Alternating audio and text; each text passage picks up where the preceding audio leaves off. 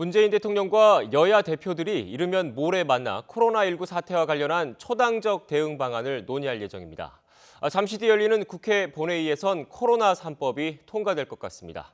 국회로 가보겠습니다. 한현희 기자. 네, 국회입니다. 네, 대통령과 여야 대표들 만나면 어떤 부분들을 집중적으로 논의할까요? 네, 정부가 계속해서 언급해온 추경 예산 편성 등과 관련해서 국회 협조를 요청할 것으로 보입니다. 청와대의 만남 제안에 여당인 더불어민주당과 미래통합당, 정의당, 민생당 모두 응하겠다는 뜻을 전달했는데요.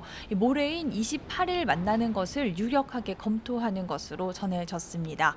민주당 이해찬 대표는 오늘 아침 회의에서 추가 경정 예산의 국회 통과가 지체되면 긴급 재정 명령권이라도 발동해야 한다고 말하기도 했는데요. 회동 자리에서도 이 부분을 강조할 것으로 보입니다. 미래통합당 황교안 대표는 대통령과의 회동에서 바르지 못한 정부 대책을 지적하겠다고 밝혔는데요. 일관되게 강조해왔던 중국인 입국 제한을 다시 한번 요청할 것으로 보입니다. 정의당과 민생당 역시 추경 규모와 시기 등 방법론에 대한 논의를 진행할 것으로 전망했습니다.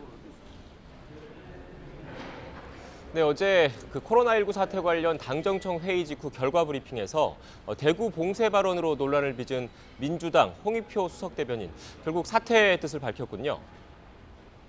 네, 그렇습니다. 대구 봉쇄 발언에 대한 해명에도 논란이 수그러들지 않으면서 해당 발언을 했던 민주당 홍익표 수석 대변인은 대구 경북 주민들께 상처를 드리고 또 국민 불안감도 덜지 못해 사과드린다며 수석 대변인직에서 사퇴했습니다.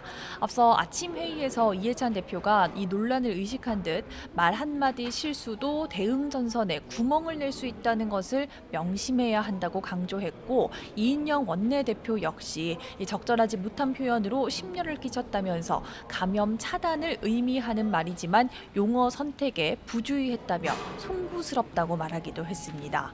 총선을 앞두고 코로나 사태가 주요 변수가 되면서 큰 부담이 될 수 있는 만큼 홍 수석 대변인의 사퇴로 논란을 잠재우려는 의도로 풀이됩니다.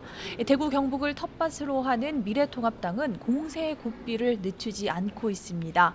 황교안 대표는 지금 봉쇄해야 할 건 대구가 아니라 중국인 입국이라며 방향과 대상이 잘못됐다고 강하게 비판했습니다. 그러면서 잘못된 것을 고쳐 나가기 위한 노력을 촉구하겠다고 덧붙였습니다. 네, 국회 오늘 오후엔 본회의를 열어서 코로나 3법 등을 처리하죠. 네, 그렇습니다. 여야는 잠시 뒤인 오후 2시 본회의를 열고 코로나 3법을 처리하고 또 국회 코로나19 대책특별위원회를 구성할 예정입니다. 조금 전 오전에 있었던 국회 법제사법위원회 전체 회의에서 코로나 3법이 통과됐는데요. 오늘 본회의에서 표결 처리를 할 예정입니다. 코로나 3법은 감염병의 예방 및 관리에 관한 법률과 검역법, 또 의료법 개정안을 말하는데요. 감염병 유행으로 마스크나 손소독제 등의 수급이 불안할 때 수출을 금지하도록 하고, 또 감염병 유행지를 거쳐온 외국인의 입국 금지를 복지부 장관이 법무부 장관에게 요청하는 내용 등이 담겨 있습니다. 또 자가격리를 거부할 경우 처벌을 강화하고 또 진료를 거부할 경우 강제할 근거도 마련하고 있습니다.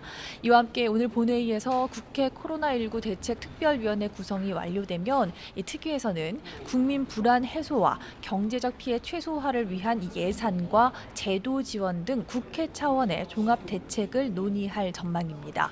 또 검역조치 강화와 대응 매뉴얼 개선, 또 지원 방안 마련 등도 맡아서 논의한다는 계획입니다.